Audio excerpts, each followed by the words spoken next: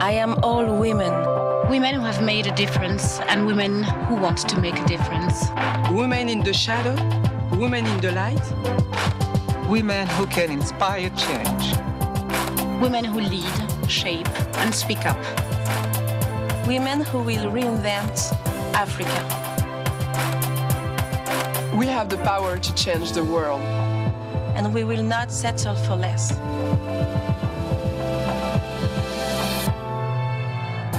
We are in control of our destiny through sisterhood, through knowledge, through leadership, determination, and courage. We are women working for change.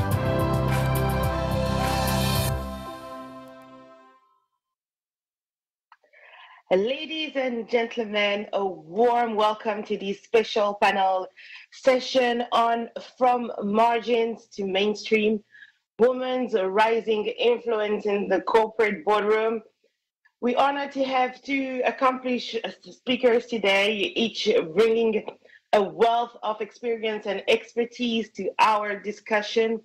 First, we have Mrs. Isabelle LESSEDJINA, an independent director and member of the Ethics and Compliance Committee at Rawbank in the DRC, with an impressive background as the managing direct partner at ADDY and independent non-executive director at Rawbank.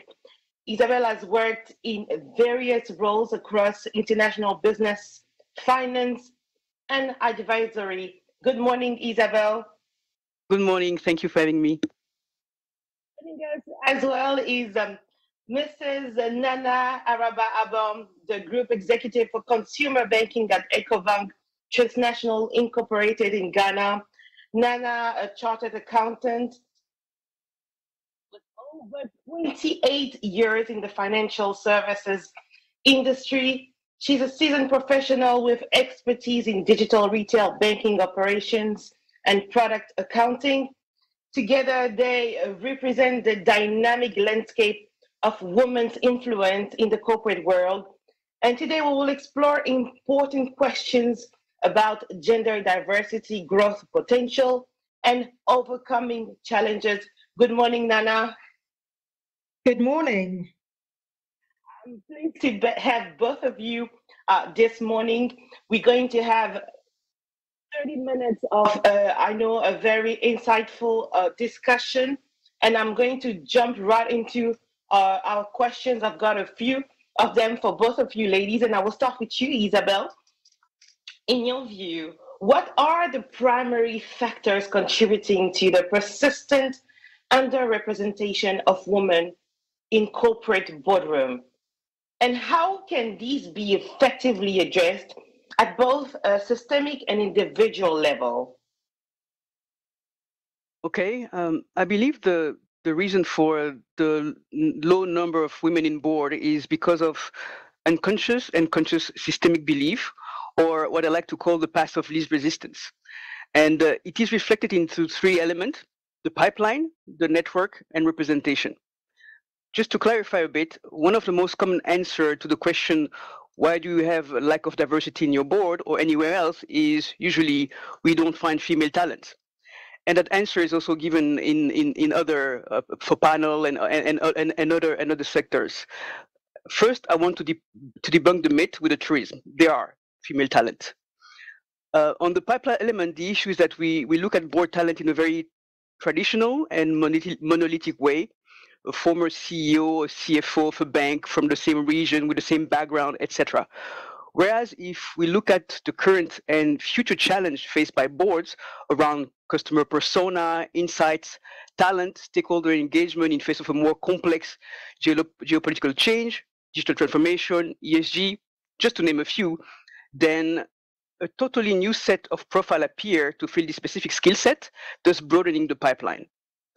Second, on the network, even though there are executive recruiters, board members are still recruited based on other board member recommendation and network. And it is human nature. People look into their comfort zone. So unless there is intentionality, and I'm going to use this word a lot during this panel, I think, in the search, the pipeline will still look like the existing board. Finally, representation, and then that's where I call on the individual initiatives that we all have to do. We all need role models to emulate, to help us see what is possible. So female board members have to communicate more, show to all the young leaders out there that there is a possible path to board membership, because representation matters. And I think that will be kind of the three elements I will focus on to answer your question. Absolutely, Isabelle. How do we then ensure diversity in the boardroom from everything that you've listed? How do you make sure it becomes a top priority for CEOs? And I think that's where I go again onto the intentionality. And you have to work on strategy that encourage diversity, and it goes around intentionality and governance. So we really start with the top, with the leadership, the CEO, the board, embedding diversity in the company purpose, mandate, and to communicate it about clearly. And when we talk about governance, as there is this saying that says you only manage what you measure. So you need to manage and measure through voluntary commitment, setting up policy and system that make it happen with transparency. And then you have to bring people, all of male colleagues aboard, because it's all rely on allyship and people understanding why diversity is a good thing to do. Isabelle has talked a lot about intentionality. Let's jump into it and discuss the different strategies to encourage board participation. Nana, my next question is for you. What specific strategies or initiatives do you believe are crucial for organizations to adopt in order to encourage more women to apply for and secure board positions, fostering a more inclusive and diverse corporate governance landscape? Okay, well, thank you, Deborah. And I think I can build on quite nicely from what Isabelle introduced. I think some of the strategies include one, dismantling the barriers, right? We must really, first of all, challenge unconscious biases. We need to actually train board members, leadership on addressing implicit biases. And I say we need to actually train because these are done unconsciously. As a board and as a leadership, we must really focus on changing the mindsets through training. And also, we need to look at the nomination committees. How diverse are the nomination committees, and how open are they to embracing diversity on the board. We also need to work at deconstructing some of the stereotypes that we have. We need to be very deliberate about showing what success looks like with women board members. How do you put out the success stories and highlighting the value that they bring to the table? I think that these will come under dismantling some of the barriers, but also we need to be deliberate about building the pipeline. What work are we doing in terms of mentorship and sponsorships, connecting senior women with aspiring board candidates for guidance, for advocacy? I believe the organizations must be very deliberate about this. Leadership development programs to equip high potential women with board-specific skills and knowledge, preparing them for potential opportunities within the organization, within the industry, and outside of the organization and the industry. And indeed, we need to rewrite some of the rules, right? We need to really look at creating board nomination committees that will ensure a diverse perspective. And I think that I spoke to that when I talked about dismantling barriers. And and also some quotas. I know that there are different views around quotas, but I think that we need to be deliberate as a start to set certain targets. This is at least the minimum percentage of representation that you would like to see on a board. With Ecobank, for example, we've said 40%, and I'll speak to that a bit more later on. I think I'd also like to talk about amplifying the impact that experienced and seasoned female board members actually have. We need to assign women to committees where their expertise and perspectives will be valued. We need to create also mentorship circles where, for example, you have experienced female board members being the ones to mentor new board members that come on. And also, of course, we need to celebrate success, right? We need to publicly recognize and celebrate the contribution of women board members. I think that also goes really to amplify the impact. So I think these are a few points I'd like to share on some of the strategies for encouraging board participation from a gender lens. Thanks. Brilliant strategies, Nana. I really appreciated listening to all of that. And I would like you to share with the audience today what you think are examples of successful initiatives within organizations that have prioritized gender diversity at the board level and positively impacted business growth and sustainability. Okay, well, on that, I think I can share a handful. I'm going to start with Ecobank, of course. I did mention initially that we had set targets for female board representation at about 40%. It's a directional target. Today, we are in the mid-30s and moving in that general direction. And this is Ecobank across our network of 33 presence markets on the continent and a couple outside of the continent. This, of course, takes time, but it's very deliberate, and I'm glad to say that we are making progress in getting there. Additionally, within Ecobank, we actually run women in leadership programs, really grooming high potential women and preparing them for potential board opportunities. And if I can just use the word that Isabelle, adopted a phrase, we've got to be very intentional, and we are keeping at it.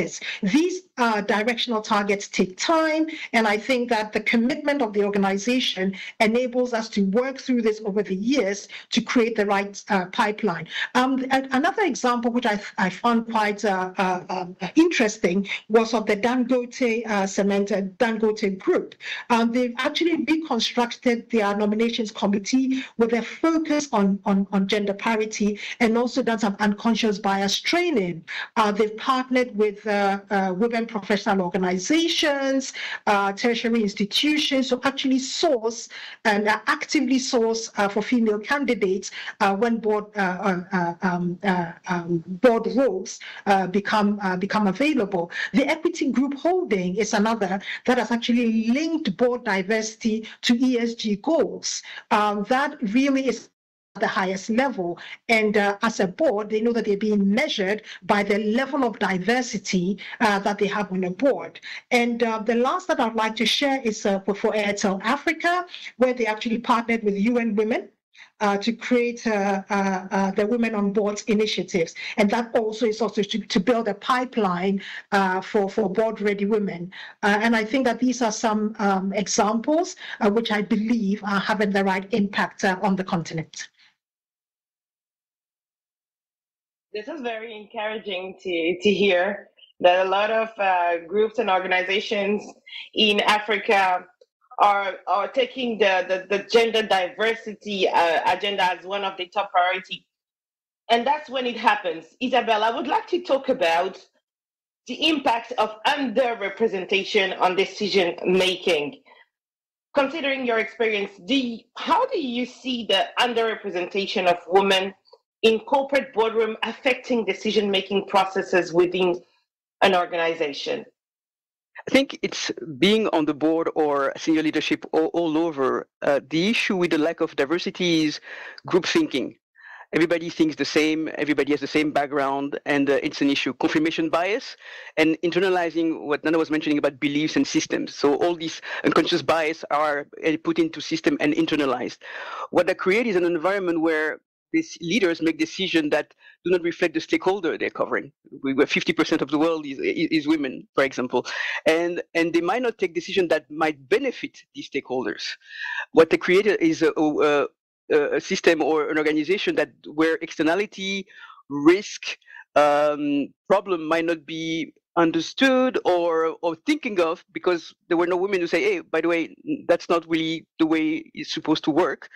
So in general, it's bad for culture, it's bad for inclusion, it's bad for retention of talent.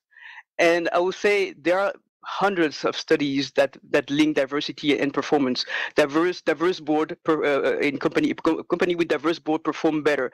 So I just said, basically, it's good business. Nana, with your 28 years experience, what would you say? How would you say that the lack of diversity will impact an organization at the boardroom, at the board level? Sorry. And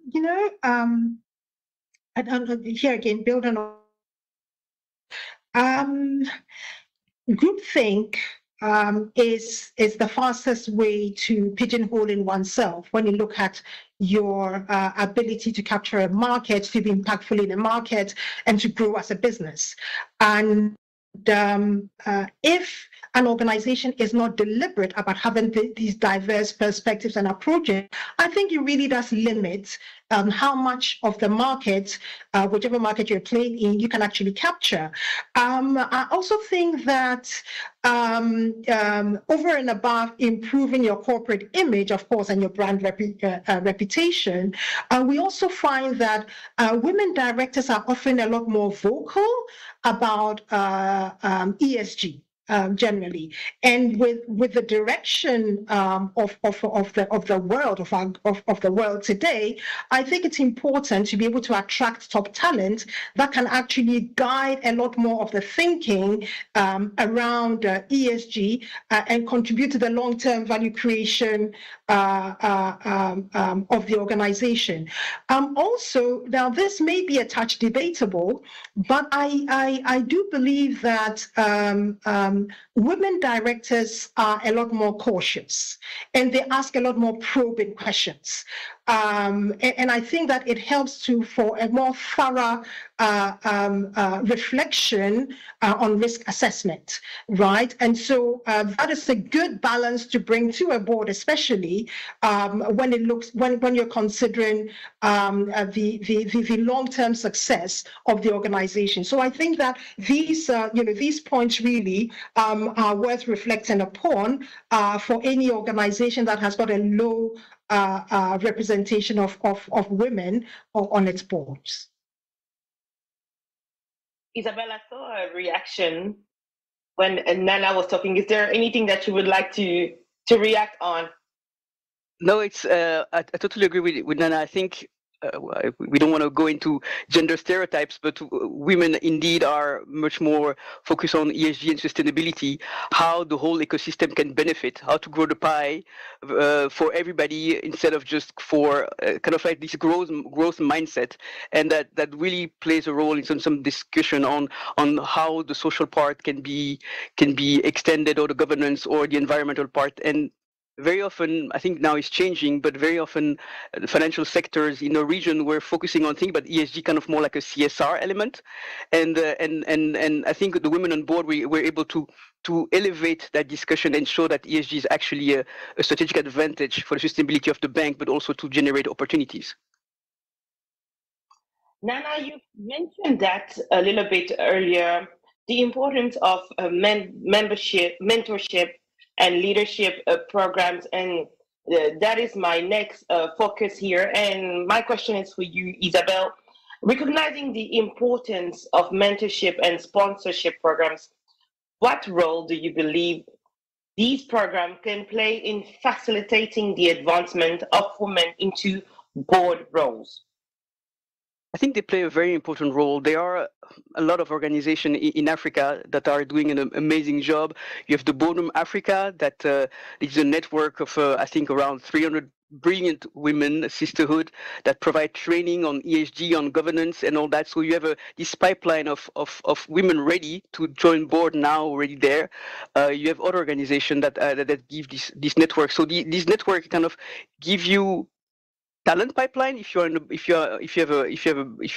board and you're looking for board member, they're already there. But they're also training and growing these pipelines that exist, like LN women group, etc., etc. So it's really important that when we're talking about network and that people look in their circle of comfort. Organization partnering with this organization can actually bring this network within the organization and kind of grow this circle of network and being able to kind of forget that they won't have an excuse to say we don't find female talents, because they are there through this organization. And these organizations are preparing all these women to be at the top of all the challenges that our board are facing right now. ESG is on the agenda of a lot of organizations in Africa. We've seen it. We're seeing it today.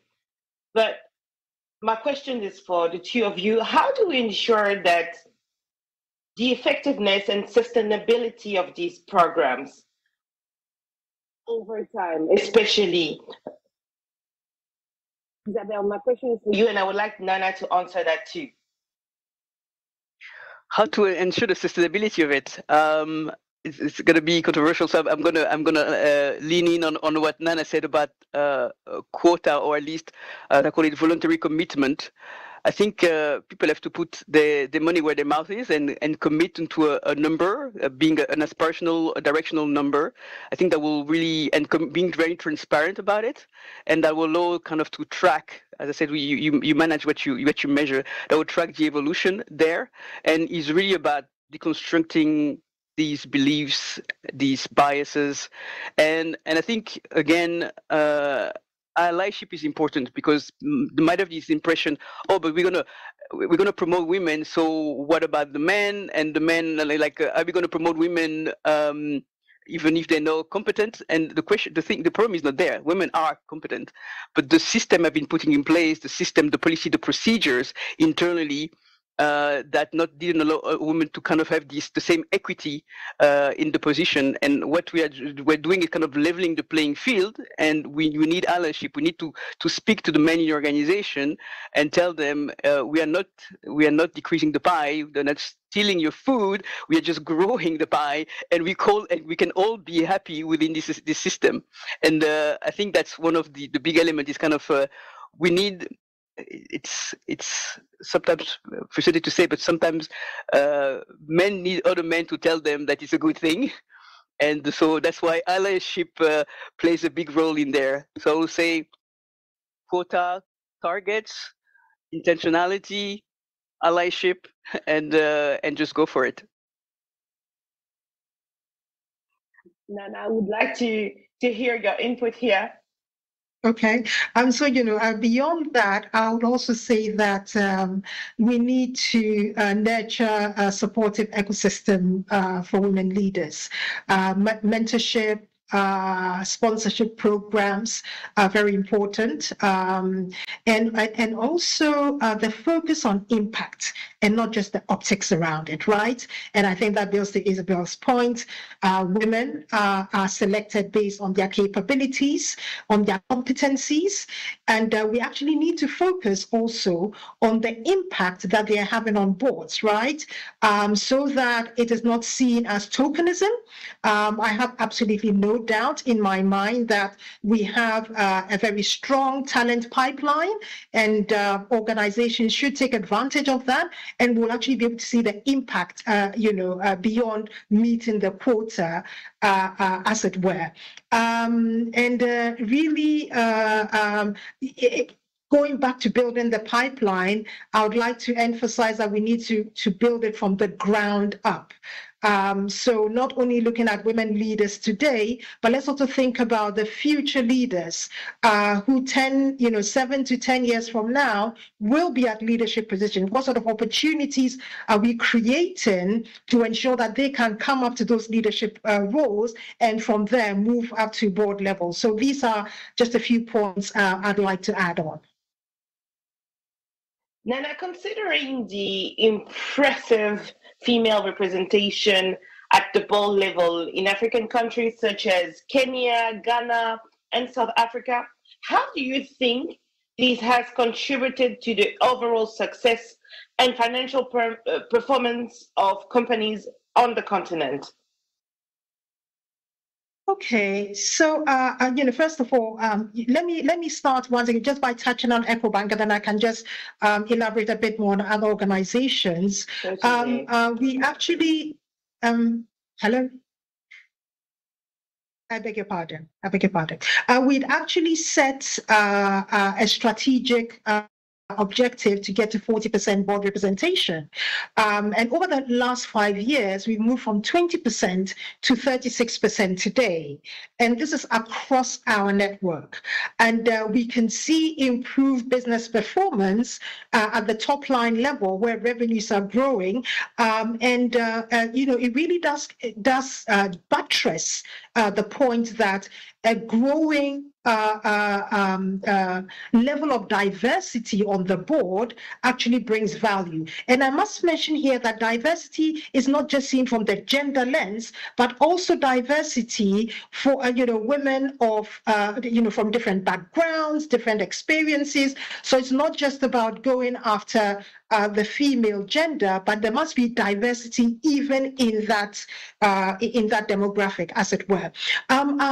Mentioning like a Stanbic Bank in Kenya, for example, they have about 50% board representation, which is female, highly impressive. And this has significantly improved their profitability as well as their social impact. The Equity Group, which I mentioned earlier as well, has got a 40% female board representation. And this group actually does attribute their success to the diverse perspectives that both their board and their management teams have. So I think that there is evidence to show that there are a lot more success stories across the continent.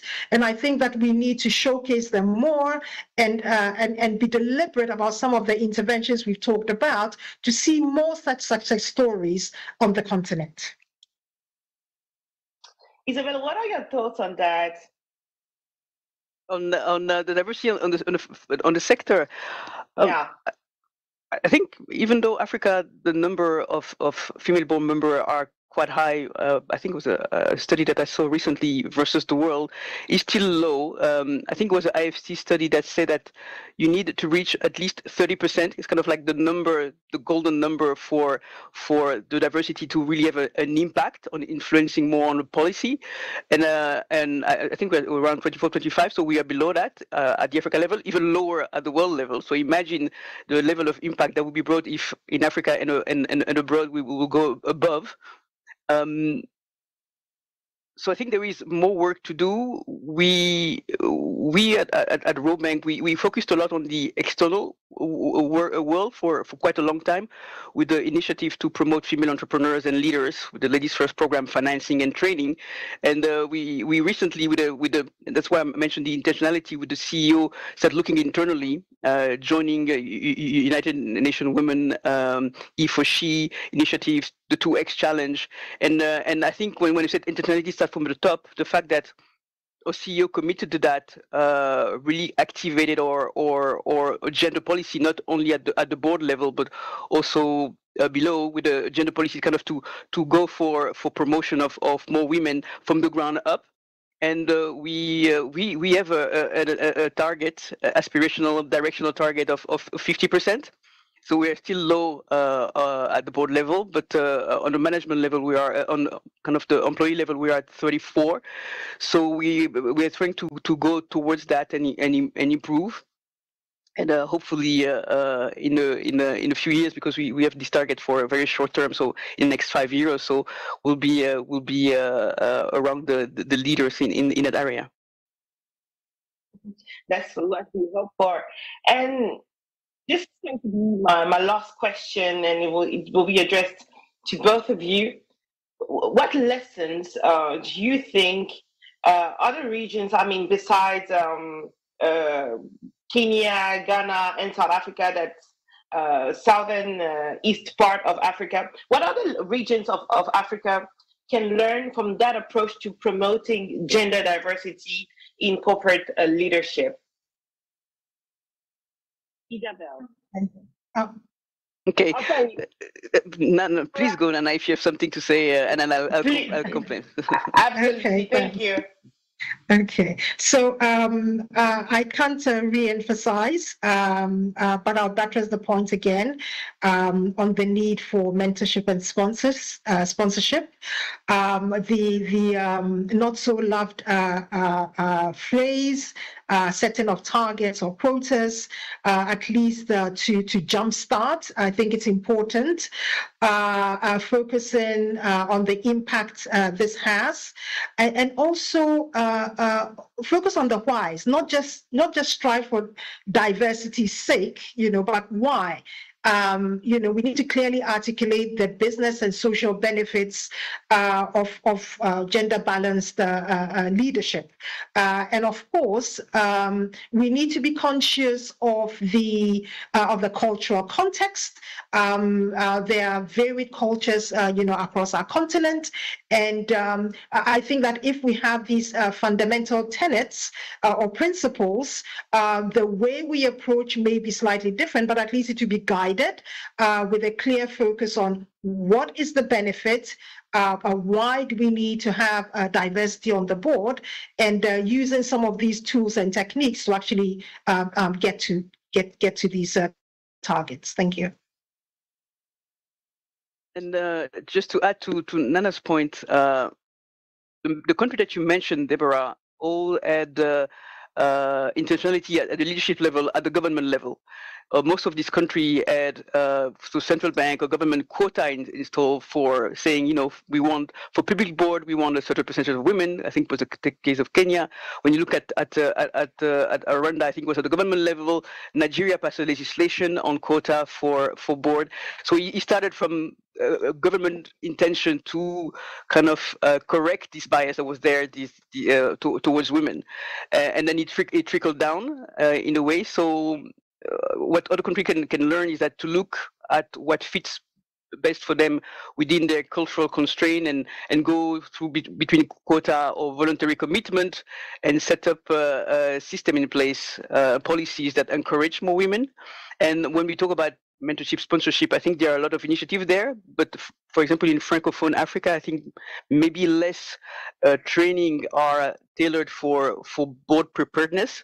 So initiatives that exist in West and East Africa, Anglophone, maybe should be extended into the Francophone or Lusophone countries, into having this pipeline of women that are leaders, that are trained to be ready to join board, and would be a mix between government or leadership intentionality and training on the pipeline for Francophone and Lusophone countries.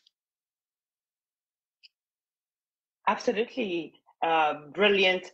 Nana, you've talked about cultural context and a lot of implicit bias. I would like you to quickly come back on that. I know I said it was my last question, but we've got 2 more minutes and I would like to take advantage on them. How do you deal with these cultural thoughts? Because I personally believe this is still a barrier for African countries. Yes, we have ECG on our agendas. We understand the importance and the impact of incorporating women into the decision making, but there are always those thoughts that men must still have the last word. How do you deal with that, and how have you dealt with that for the past 28 years? Okay, so I think that from a corporate setting, the organizational culture itself is fundamental, right? The organization is just a microcosm of the broader, society, and the societal mindsets when it comes to gender. Some countries are much stronger than others, admittedly.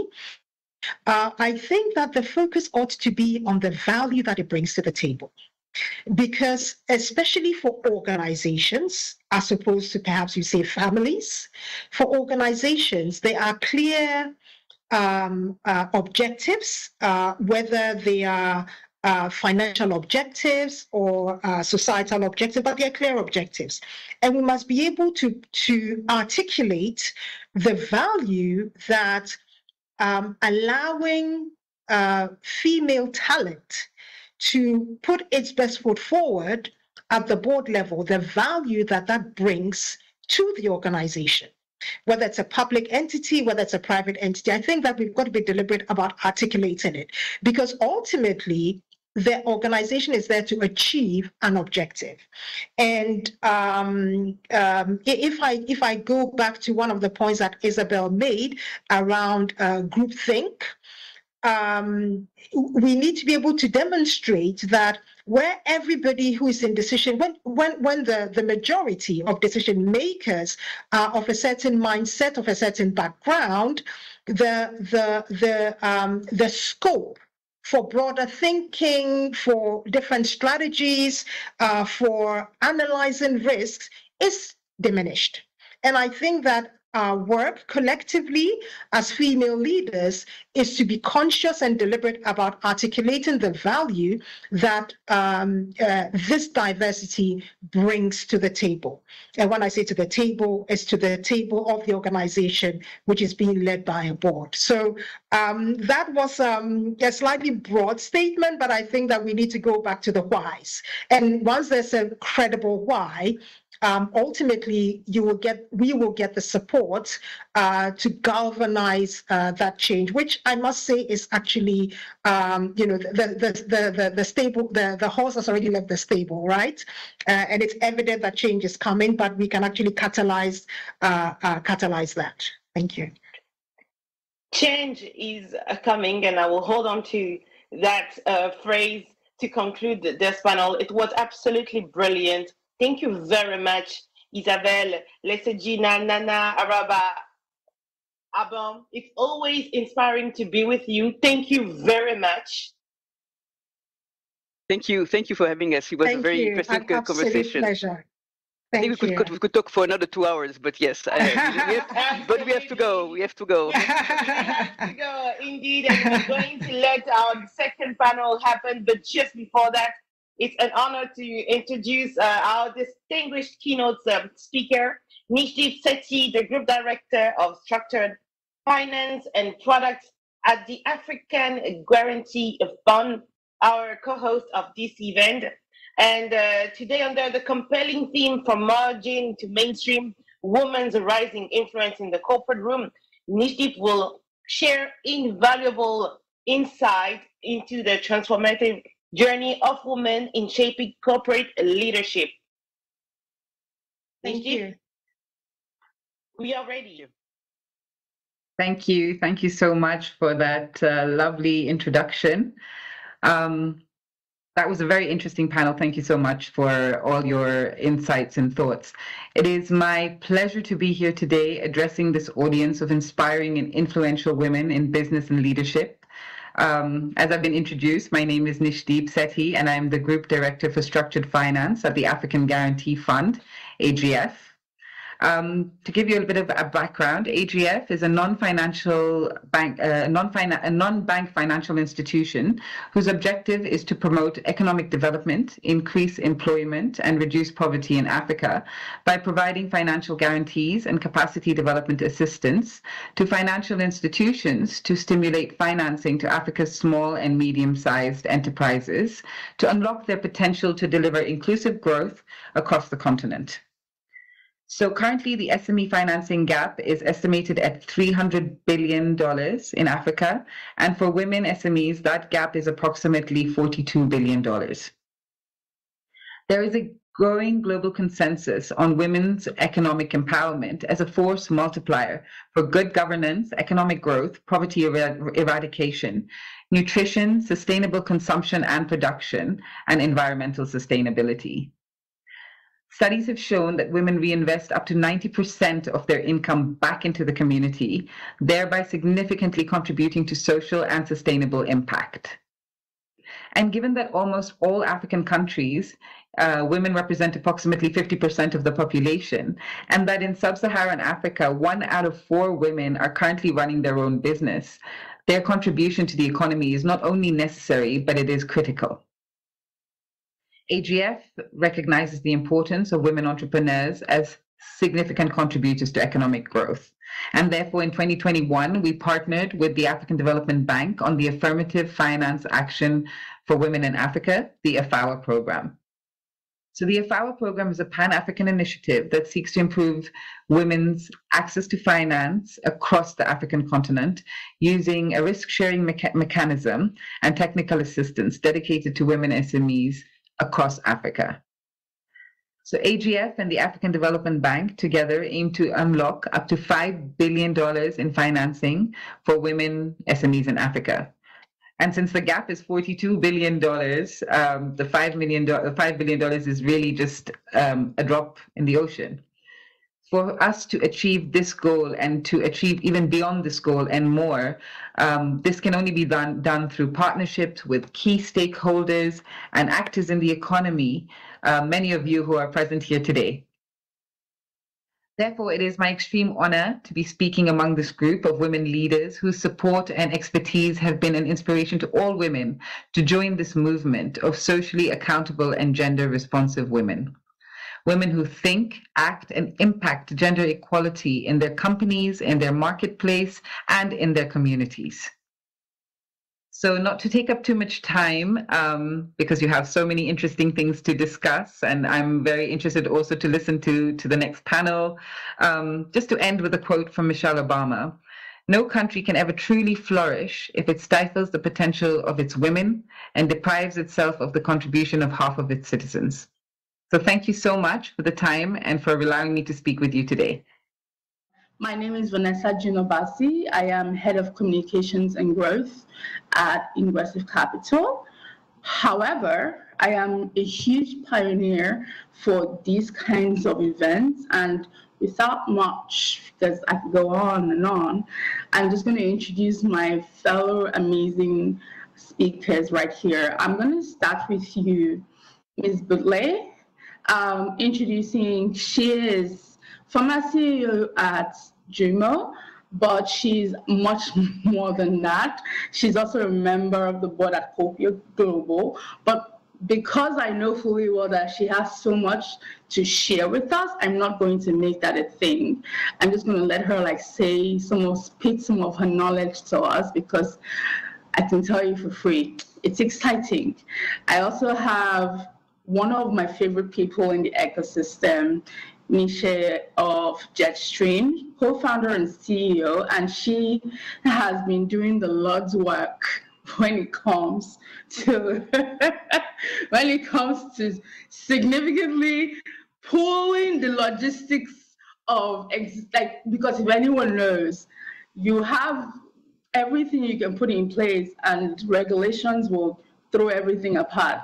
And when I say she's doing the Lord's work, she currently is. And then not the last person, but also one of my very interesting, I actually found her and I was like, oh my God, her mind is amazing, is Miss Sophia, who is co-founder and CEO at Chari. And again, I'm just going to let all of these ladies give you an iota of the knowledge that they have moving on, because they're significantly amazing. I'm excited to be able to be around all of these people. So just so that I want us to be able to get to the meat of the matter, because less time, but time. Again, so I'm just going to start with speaking to, this question goes directly to you. Buhle. And the first question I'm going to ask you is, because I know you have so many ideas of your wealth of experience. The first thing is, what strategies or approaches do you believe are essential for aspiring female entrepreneurs to adopt in order to position themselves? Basically, let me even make this very clear, because I think I'm going to skip that part. Basically, this topic in itself is just speaking to how we have pioneering success and African women entrepreneurs on the road to unicorn status. And as we know, there's a significant amount of African tech startups who are now doing unicorn status. However, how are we seeing our ladies being part of that with some abysmal numbers that have not necessarily been significant for us? However, I would not like us to focus on the terrible things. I want us to make this a pivotal moment for all women and all ladies to be able to see what does that look like for me, and seeing these African women that are striving and thriving and being significantly impactful in the ecosystem. How do I want to be able to put myself within that timeline to be able to hit that unicorn status? And so now my question to you, Buhle, would just be, in quotes, how would you pretty much think, what are the essential things that these ladies need to adopt to position themselves as potential unicorns in Africa? And then of course, using your experience, what are entrepreneurial landscape and market dynamics that we need to highlight on, basically knowing fully well that this is what the essence is? Yeah, thanks, Vanessa. That's a great question. And I think that, in the first instance, what we need to recognize is that just a few years ago, there were no African unicorns at all, right? So the first step was just, can we get some wins on the board, which we've done, right? And you see organizations like Flutterwave are sitting out there, Chip for Cash, etc. They're waving the flag. So that's step number one. And I think where you're going now is to say, well, we're seeing some wins on the board, these huge companies, and just to define unicorn status for everyone, that's $1 billion valuation, right? And it means that you've built a company that's super innovative, that is super high growth. And now the question is, how do we get some women-led businesses on that board? And I think, taking a step back, people might also ask, why do we need that? Isn't it enough that women are building businesses as long as they're profitable? Why do they need to be unicorns?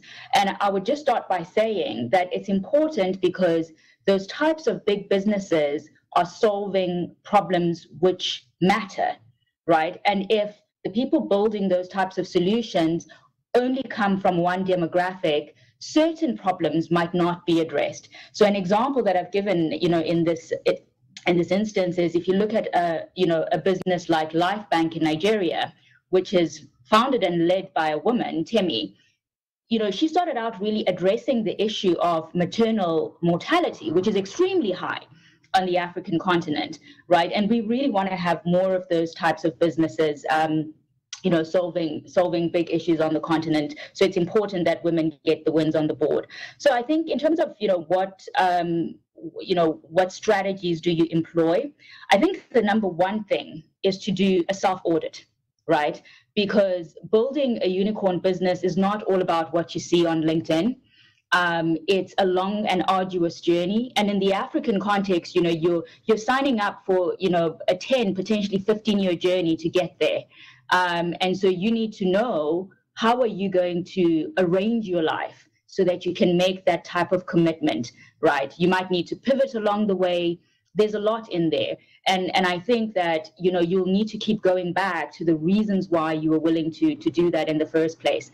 The second thing is, you need to make sure that whatever problem you're solving, you're leaning into really big numbers, right? How many people have this problem? Who are willing to pay? The willing to pay part is really important for the solution. And so, this applies even if you're a man.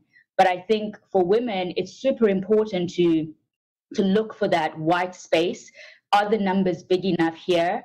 Will the people be willing to pay? Is there some depth in here? And then the last thing that I think you need to have in your arsenal is really investing in your own, what I would call personal capitals, before you go out there asking for big checks, right? And so what are these personal capitals? The first for me is really your social capital, because if you're going to build a big business, you're going to need to, people need to want to work for you and with you, right? So who, say it involves AI, who are the leading AI people who will come and work with you, right? So you need to be building that network from when you're in varsity, really. It's a long play, right? When you're in the corporate environment, whatever. And then I think also, you know, people don't talk about this enough, is what is your own financial standing when you start that journey, right?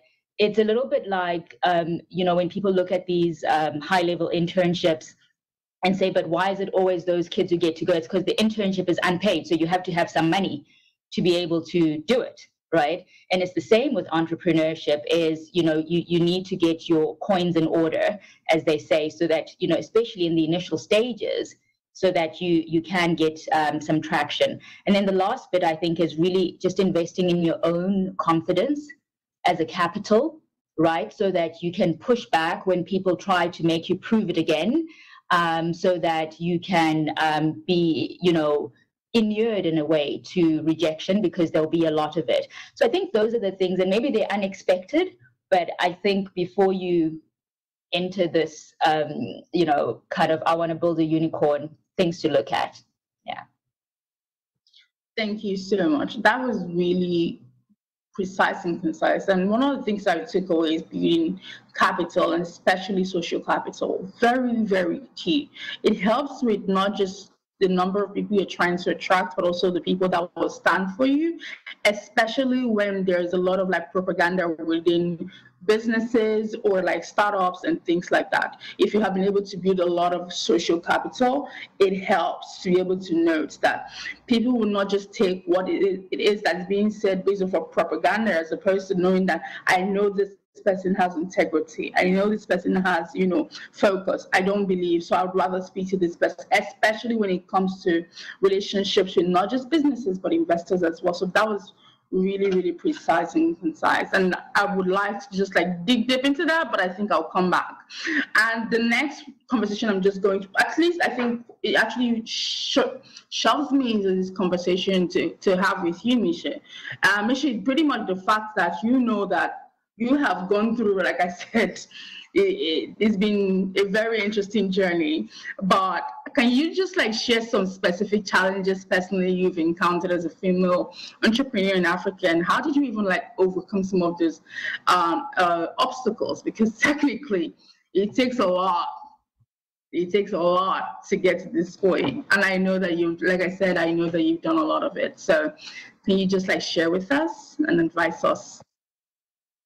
Certainly, it certainly takes a lot of motivation and energy to build a scalable startup. So there are many worthwhile businesses, SMEs, that are being built where the central focus is really just on the operations and serving customers.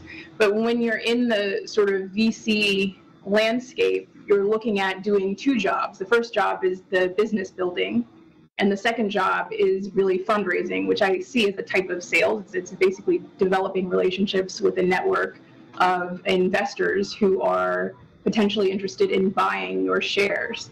And those are two different skill sets. And for me, developing the second skill set was the challenge, and that's what I had to learn along the way. I started JetStream because I love the business, because I love the customer, I love solving the problem. But in order to solve the problem in a scalable way, I had to basically teach myself how to do the second one, which was raise venture capital. What I found over time was that the affinity that you have between yourself and investor, it's a very personal relationship. And as much as VC investors like to say they're very data driven and they're just looking at the numbers, it's lizard brain stuff. It's like, it's really coming from a feeling of conviction that connects them to you as a founder. And so if you look at the landscape of venture capital investments as a woman, you have to ask yourself, how many women are out there who can fund me? Now, if you look at JetStream's cap table, it's male dominated because VC is male dominated. But we still have more women on our cap table than there are in VC generally. So I think the VC world has maybe 10 or 11% female fund managers. It's a very small percentage. JetStream's cap table is 41% women, so it's overrepresented on women. The most important thing that I learned, though, was that women will write bigger checks in JetStream, which is an efficient way to raise capital. So as we go from our journey, raising $25,000 checks in our angel round to raising multi-million-dollar checks, being able to identify investors who can write many, many zeros, write checks with many, many zeros, is a real skill. And it's an important way to be efficient with your time as a founder. The average check size for our female investors is 55% bigger than the average check size for our male investors. So my learning as a founder has been that, we are impacted not just by what's happening in our market, what's happening with our customers. We're impacted by the demographics of the VC space. We're impacted by what's happening in the investment landscape. And so the gender dynamics that affect who gets promoted to partner, or who's founding a fund, or who's raising funds in the VC world affects us downstream in the entrepreneurial world. So the skills of fundraising, those are universal, they're not specific to women, but the work that we have to do as women is to be very efficient and very, very sort of data-driven about who we target, which funds we target, and how we assess whether, a fund is worth, 3 rounds of diligence and 16 hours of conversation, or we should move on. And that's the most valuable thing you have as a founder, is your time. And being efficient with our time as women is incredibly important. Absolutely amazing. I had like a follow-on question, and I'm just going to ask in terms, maybe we can just keep it short, but pretty much, how do you identify those type of opportunities? Because you can say it, and I obviously know that you have been able to successfully do it, but for someone who is grasping at straws at the moment, how do you maybe advise them to be able to find those opportunities? Maybe just a little bit out of your toolbox so that we can, yeah. I think the best way is honestly through introductions, through referrals. And it's not just because the person who refers you knows you, it's the person who refers you knows the investor. And I have had male investors steer me away from other male investors who they know talk a certain way behind the scenes.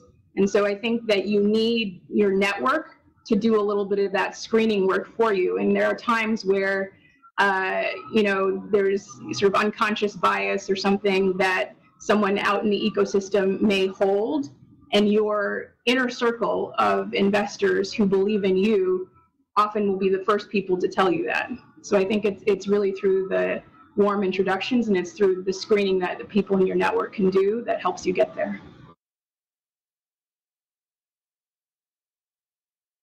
Amazing. I'm coming to you, Sophia, and I'm coming to you hard, because now we're just one of the most amazing things about this panel is literally the fact that all of these ladies are from different parts of the continent.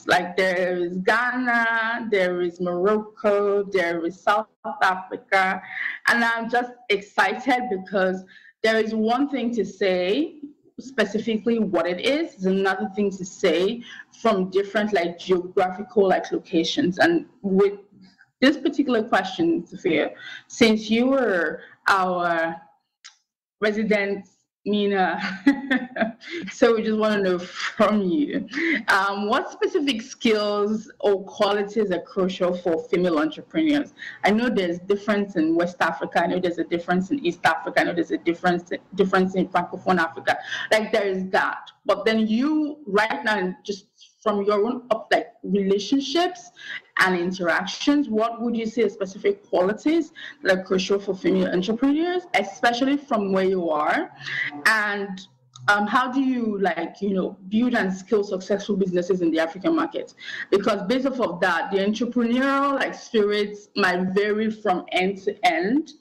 But from your own perspective, what do you think those things are, and how do you think we can either move it or we can dial it down, depending on how your response is? But I want to know the whole everything. So yes. Thank you very much for this question. It's true that being based in Morocco, I have a good vision of what's going on in this part of the continent, especially in Francophone Africa. And it's funny that you put the question that way, because my answer is going to be a two-sided answer. So first, what I really want to say is that I truly believe that, to be a good entrepreneur and to be a great leader, you need some skills and qualities that are the same, whether you come from Northern Africa or from any other part of Africa, and whether you are a female or a man entrepreneur. I truly believe that to build and scale a business as a small entrepreneur at the beginning, I think you need the same set of skills. I think that you need a clear vision, a clear strategy. You need the right people around you, because by yourself, you're not going to make it. There's a saying in French that says, alone you can go faster, but together you can go, I think, deeper. That's what they say in English. And these people that work with you, you need to inspire them and lead them. So for me, having leadership skills is a must to be a successful entrepreneur, especially in our region where there are not a lot of entrepreneurs that you can relate to, that can play the role of basically a role model or someone that you aspire to and want to become like. Speaking of Francophone Africa, there are a few entrepreneurs who have been successful, who have done a lot of great things. Most of them are men. Not a lot are women successful entrepreneurs. So I really feel like when you are building your own company from this region of the world, you really need to position yourself and try to be as inspirational as possible to your team, so that they can relate to you, they can feel you, and they can give the best out of them in order for you to scale your business. So for me, this is a very specific skill that is super important in the region, because we don't have that many role models as opposed to other regions in the world. However, the second thing that I want to say is I think that what's very specific about our region, about building and scaling a business when you are a woman entrepreneur, and I think this is what makes the great difference, is basically your community and your network. It's a fact. As a women entrepreneur, especially from the tech industry in Africa that I come from, we are underrepresented, unfortunately. So, sometimes you can feel like you're a bit alone, or you're the only one who have those specific challenges. And having a community and a network that you can speak up to, that you can relate to, really helps you share your problems, your challenges, find synergies, and basically help you drive a company that is usually also male dominant. Can help you drive it in a better way. So the answer to your question would be, one, I think we need the same set of skills, whether we are a woman or a man, and whatever region we come from. However, being a woman entrepreneur in Francophone Africa, I truly believe that having a strong community and network of other women who have tried to do the same and are doing the same today can really help you being empowered and go and be a better leader, basically.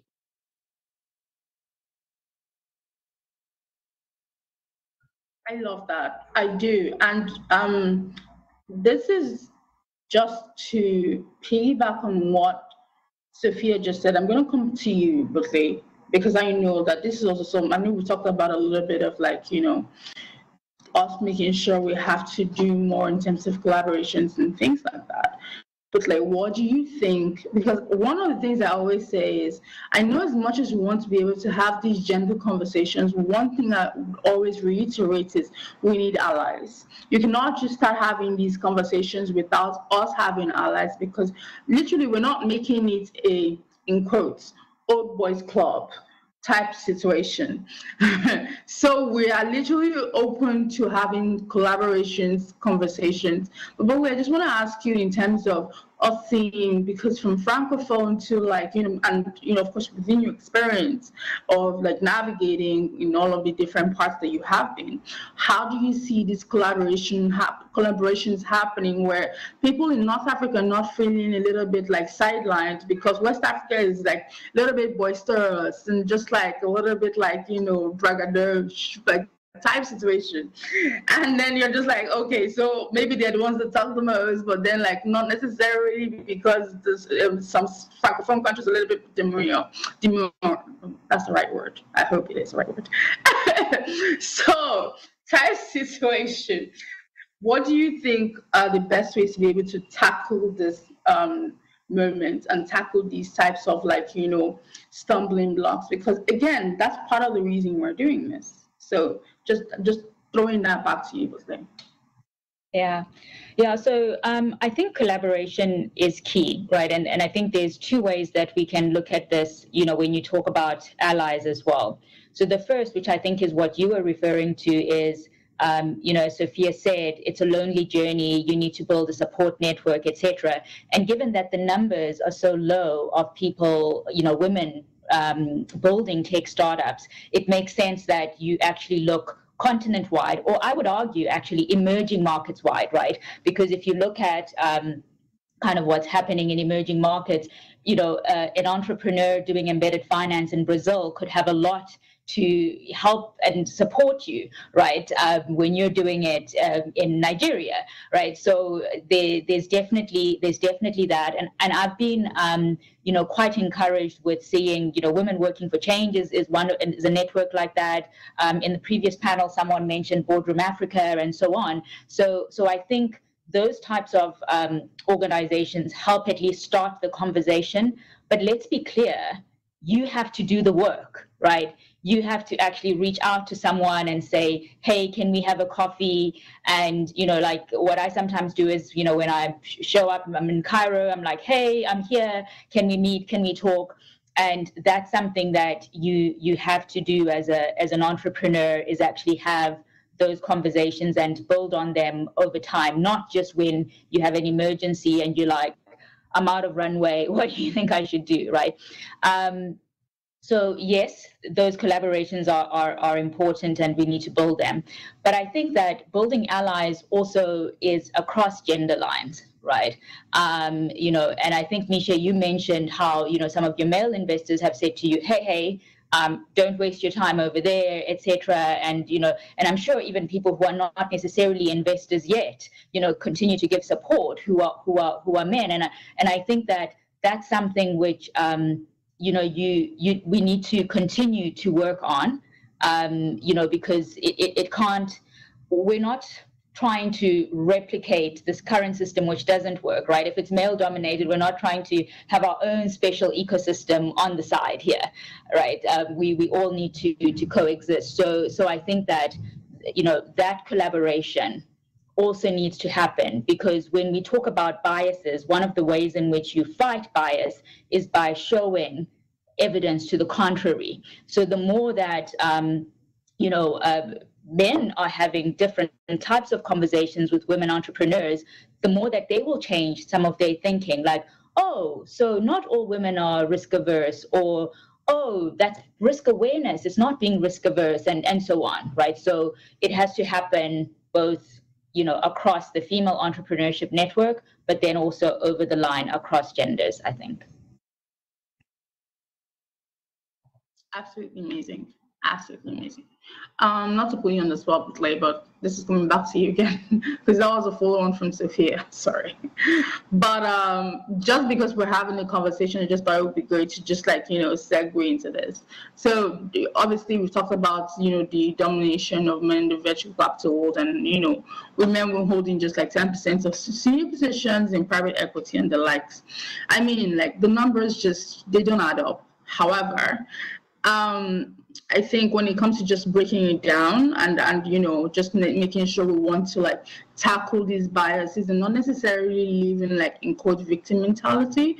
So I would just ask, basically, how do you think we can counteract these biases and beliefs by investors, and then just like you have already shared in terms of making sure that this is very clear. I mean, just let us have top 3 what are these things that we should do more of and do less of, just so that we don't necessarily start painting victimization processes? Because one of the things I keep seeing and hearing is when we do Women's Day, it's just what, let's just give them that day. Let it just be that it's Women's Day, and we can be for and pro and co, and then back to regular. But the truth of the matter is Women's Day is not necessarily just supposed to be a day. Just the same way Christmas is just Christmas. It doesn't mean that you don't give presents to your friends on other days. So how do we just have top of mind, top 3? How can we stop with the biases? How can we make sure we're more precise and concise, and definitely start removing victim mentality so that we can be better off, the best versions of ourselves? Just the top 3. Since we already how do you doing that? I love your energy and I love the curveballs. Thank you. So yeah, I think the first thing is data, right?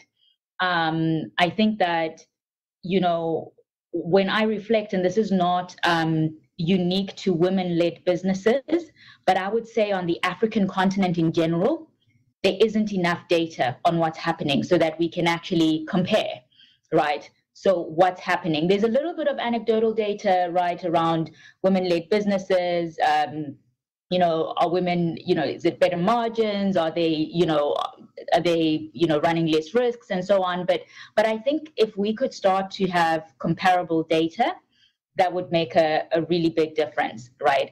And then I think the second thing is kind of on the supply side. And I think, you were talking about male-dominated VC and so on. And I suppose in that space, one of the things that there's been a lot of talk about is, can we have more female representation? And Miishe, you mentioned that, it has to be someone with some power to write the check and all of that. And I want to kind of, double click on that as a point, right? Because yes, we want to see the change, but I do also want to point out that women are not like a homogenous segment. If you just put a woman in there, there'll suddenly be transformation. So the woman that is sitting on the VC side, is there real diversity in terms of, those women partners?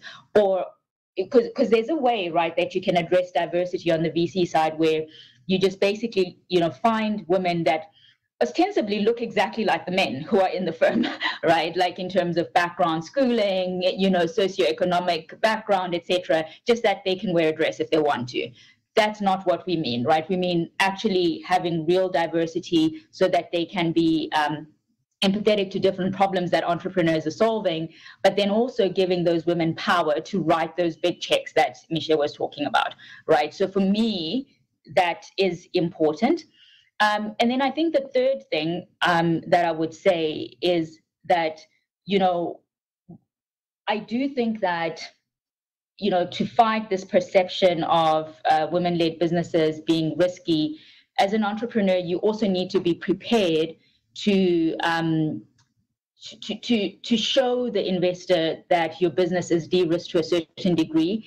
And so I think you might need to be more innovative around how you build your business, right? And, to what extent can some of it be customer funded, etc., so that you can show some of that traction, in order to get the investor over the line in the first instance. But I think, those are kind of the 3 things which I think you need to be prepared to address. Yeah. I'm very glad that you've highlighted those things, because there's one part to always thinking that, you know, what is me type situation, and then there's the other part where you also have to, like, you just have to do, like, because at the end of the day, you really don't want to do a job for the sake of doing it. You actually want to do it for the fact, or you don't want to get a, like, you know, funding, at least, not for the sake of it, or it's like, you know, for lack of a better phrase, affirmative hiring or like those type of things. You want to do it because you know it's based off of meritocracy, and not to obviously dismiss what that is, because the truth of the matter is you don't really want to be sitting in that, like, cost situation. Maybe that's why they hired me. Maybe that's why they, you know, invested in us, type situation. It's pretty much the fact that you can beat your chest and say, I have a business, I have something that is strong and relevant. And this brings me to the next question, and I'm coming to you, Miishe. Strong. And pretty much because, like I said, it's such a very interesting business model you're running, but I'm just gonna, because I don't know, people just, when I think people see you ladies at speaking engagements and just think, oh wow, they're so, like, successful. Obviously everybody doesn't know the grunts of the work going behind the scenes, but Miishe, I'm asking, so you can just provide some, like, insights on the challenges that you have faced based off of stereotypes, unconscious bias, existing norms that you had to, like, you know, break down, walls that you had to, you know, like, you know, push through, and just the relevance of how you're able to do that, and how does that trajectory work for you in terms of we rise by lifting others. Because again, if I see you doing this, I see Buhle, I see Sophia, I'm excited. I'm like, ooh, I can do something. Ooh, I can do something. So how have you been able to do that? I mean, someone that, I mean, I know a bunch of things, but then I just want you to be able to explain it to some of us that are watching that never have understood what it's like to be behind the scenes. So yes. Yeah, that's a great question, and I would love to just to kind of support what's being said about networks and female networks. I think for me personally, my networks have gotten me through every challenge, and the one place where I have more room to grow is having those strong female networks of like-minded women who are building in these very tough spaces, because there's so few of us. But sometimes there are experiences that we're having that are not unique, and it just would be incredibly powerful for us to come together even more. So this is a great takeaway from the session today. But to answer your immediate question, I mean, from the get-go, when I was raising angel funds for JetStream in our first year of existence, someone introduced me to an angel investor who was a high net worth person, and he invited me to fly from Ghana to the UK to have an investment conversation. And I had booked my ticket, I was ready to go, and he called me right before the trip, and he said, I just want to talk to you about one thing. And I said, anything, what is it? And he said, I want to ask if you're married. And I said, no. And he said, do you plan on having children? And I said, well, this is not something that I'm thinking actively about. And then he said, okay, I'm going to call you back later. And he called me back a few hours later, and he said, you know what, I just don't think it's a good idea for you to come to London. My wife doesn't think it's a good idea. And I was thinking, this whole time we were having a conversation about investment in the company, your wife never came up. And then, right before I'm taking a trip to do this, we're talking about family matters. It was really confusing at that early stage, because I thought, is this how fundraising will be? And the reality is it wasn't. Like there were a lot of, bright moments after that, but it helped me understand that from a capital raising standpoint, I had to be very alert to who I was talking to, and I had to trust my intuitions about where that person might be coming from. And I think many women do this naturally in our everyday interactions. In terms of the challenges that I've faced as an entrepreneur, most of them have not been specific to my gender. They haven't been related to gender. They're just related to building in West Africa. I mean, the regulatory landscape, the currency depreciation, the closure of ports during COVID, all of that was applied to everyone. And it was just something that we had to get through as a company. But I do say that the one thing that I love about entrepreneurship and about opening up a product to the markets is that my customers literally don't care who I am. Like, they don't care if I'm a woman, they don't care if I'm a man, they care about the service that we're offering, the quality of the service, and the price.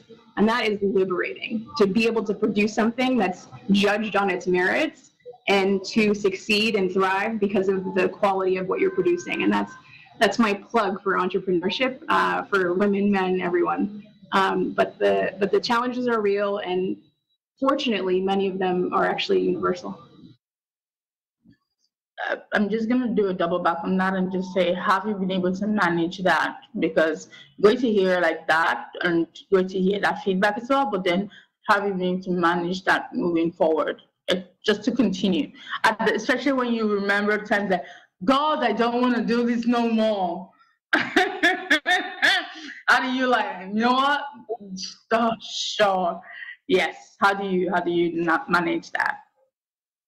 I mean, I think one of the best pieces of advice I got on the entrepreneurship journey was from a female founder who, when I first started out, I hadn't raised any money, and she had raised a whopping $250,000, which I thought was the most anyone I had ever known had raised, and I thought that was massive. And I asked her how she did it and what were the challenges, and she said to me that the biggest challenge in her journey was managing her own psychology. As a leader, as a fundraiser, as a business person, there are immense demands on your time, on your psychology, and the ability to move your company forward every day, despite the hardship. It's difficult, it's taxing. But I believe that the ability for me to tap into my personal networks, I have a very close relationship with my family. I have, good supporters, both male and female, who I can talk honestly to. That support system is honestly what has made it possible to manage psychology through macroeconomic, COVID, all of the difficult challenges that have occurred. There's no single trick. But to the point about networks, having close personal advisors and supporters, cheerleaders, I think has been the biggest success factor for me. Amazing. Sophia, I'm coming for you. I'm coming for you hard. Coming through. So I think we've talked a little bit about, because one of the reasons we keep reiterating the relevance of having like these disparities, just so that by the time you see end of year reports, which will come out not too long from now, and you start to see the numbers and just, again, I keep using the word abysmal of these types of situations, you also start, it's not necessarily the most encouraging. I mean, I think year on year we're seeing, trajectory, but then at the same time, I'm not sure if it's like on par with the effort that's been put in by most of these very significant and relevant, women who are doing amazing work. So coming back to you, my question to you is, and because I know that this is very specific for where you were, especially when it comes to North Africa, I want to find out, like, based off of like the disparity in terms of female-owned tech startups in Africa, and then of course the solutions that are coming up, because I know at Ingressive we've invested in like a female business that it's just like they're helping with women who need to have education about a bunch of like learning relevance to like what your body and what that looks like, and just like like and it's being run by tech, and it's amazing because it's in Morocco, but then there's a lot that goes into that. However, there's all of these innovative solutions, but then there are also like rules and regulations and sectoral regulations and things like that. And then you're asking yourself, how do you further this? And then how do you reach like, this investment gap and create like a more supportive and conducive like environment? Again, going back to what do you think would work best for you in terms of that, especially when you're raising or you're working with people who are raising this really amazing business, but of course there's some certain moments and situations that are like going to throw a kink to that process. How do you think you can help, or how do you think like collaborations and meetings and hanging out with these type of ladies can, or how can we do more? Do we need more social media like interactions? Do we need more like these type of conversations? Do we need more like, having more people come into like, these places and see and evaluate, like, what do you specifically need? And I really need you to be very specific about it, because, and a little bit like anal about it, because the truth of the matter is, at this point, if we're being serious, we want to be able to see all of Africa like having a significant amount of success. We're not sitting and waiting and happy we see, West Africa, East Africa, but not necessarily. I mean, there is Rwanda, there is Kenya picking up, all of that. We also want to be able to see all of that.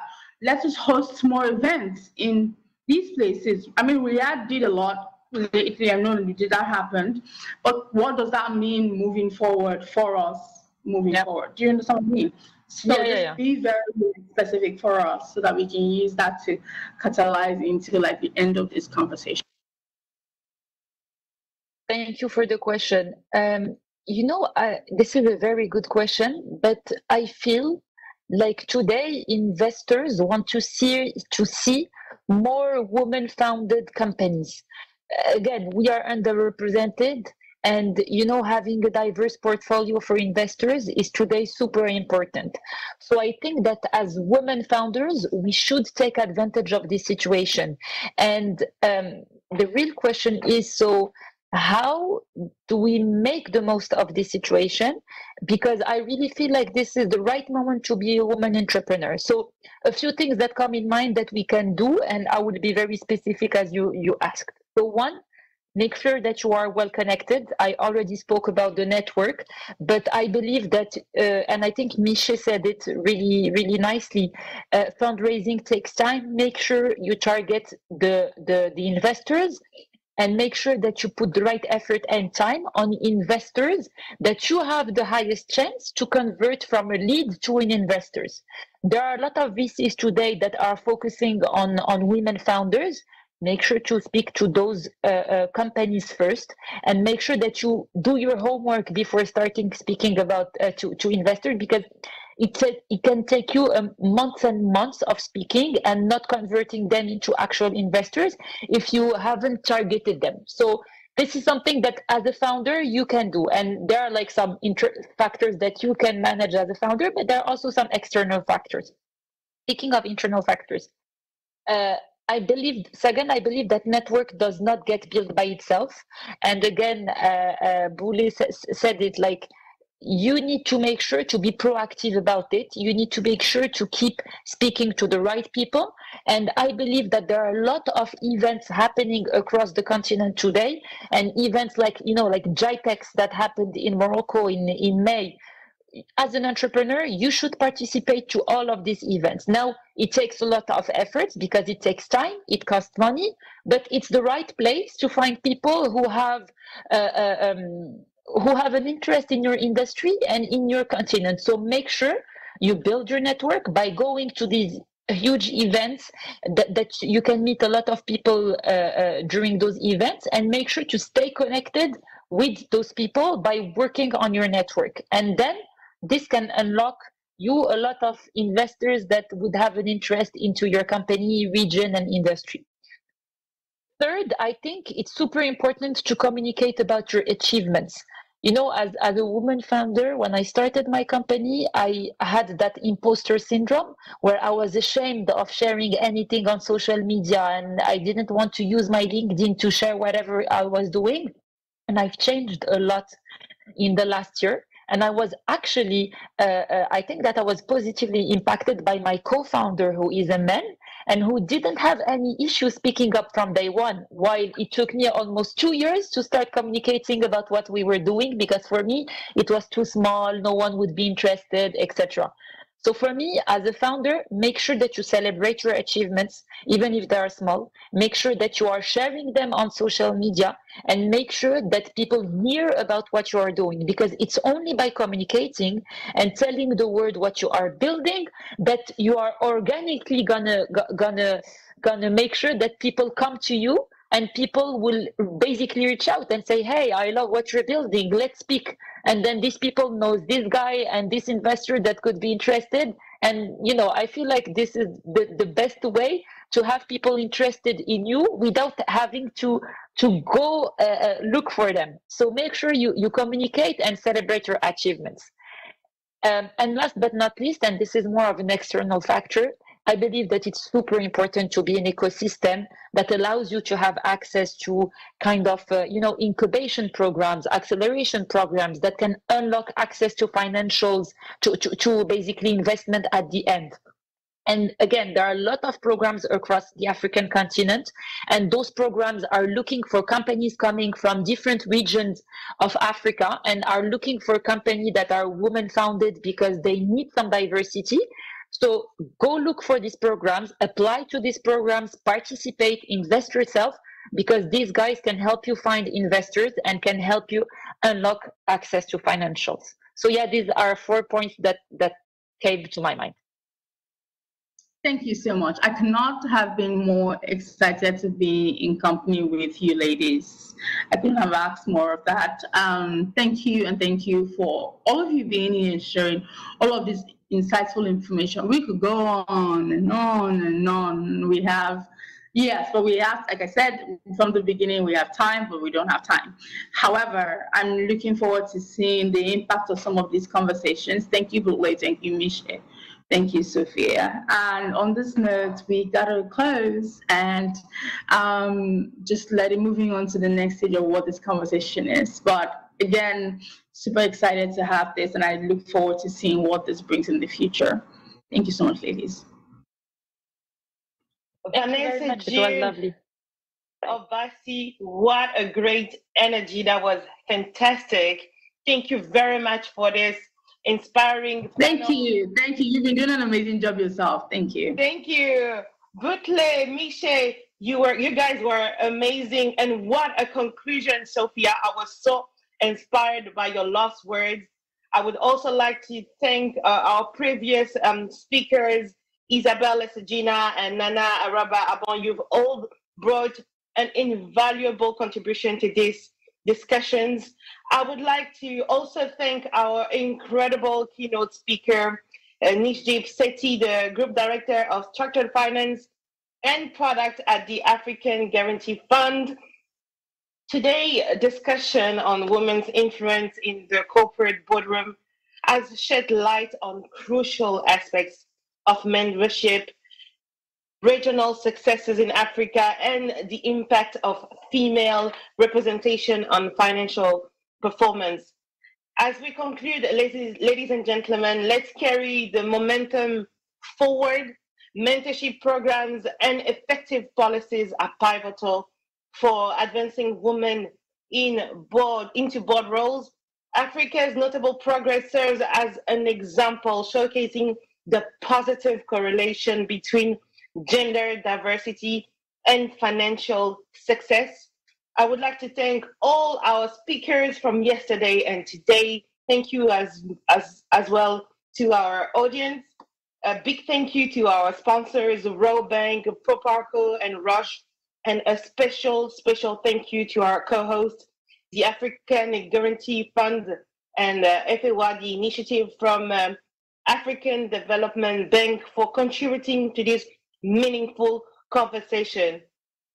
Together, let's continue championing inclusivity and equality in corporate leadership for a brighter future. And finally, we hope to see you all to our next event, the Africa CEO Forum, happening on the 16th and 17th of May 2024. Save the date, mark your agendas. We'll see you all there. Thank you very much for tuning in. It was Deborah MUTUND, and take care. Goodbye.